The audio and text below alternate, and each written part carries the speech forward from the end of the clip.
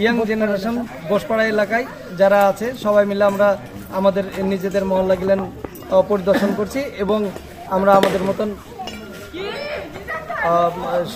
জায়গা থেকে পাহারা দিচ্ছি। বলেন। ধন্যবাদ।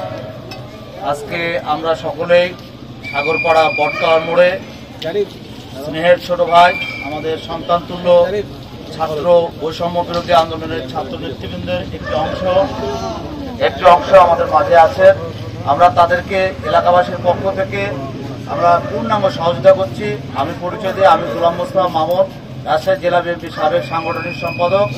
আমরা সহ এই এলাকার যুব সমাজ, বিভিন্ন শ্রেণী পেশার মানুষ এখানে এই ছাত্র ভাইদেরকে, এরা ছোট ভাই, এরা এত কষ্ট করছে।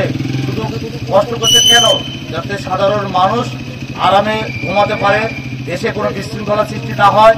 যে আন্দোলনের মাধ্যম দিয়ে দেশটা যে পুনরায় স্বাধীন হলো, সেই স্বাধীনতাকে রক্ষা করাই হচ্ছে এখন সবচেয়ে আমাদের নৈতিক দায়িত্ব। এই নৈতিক দায়িত্ব থেকে, দায়িত্ববোধ থেকে এরা যে কাজটা করছে আমরা সকলে তাদের সমর্থন করি।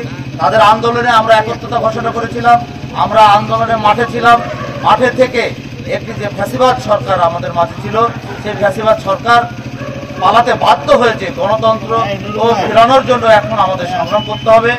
আমরা অনুরোধ করব, যে কোনো বিশৃঙ্খলা যদি কেউ সৃষ্টি করার চেষ্টা করে, কেউ যদি কোনো ষড়যন্ত্র করার চেষ্টা করে, কেউ যদি অনৈতিক কোনো কর্মকাণ্ডের সাথে যুক্ত থাকে, তাদের বিরুদ্ধে এই ছাত্রদের পাশে থেকে আমরা ঐক্যবদ্ধ হয়ে আমরা একসাথে কাঁধে কাঁধ মিলিয়ে কাজ করব।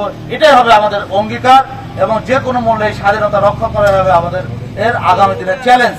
এই চ্যালেঞ্জ মোকাবেলায় আপনারা সবাই আছেন তো? ধন্যবাদ।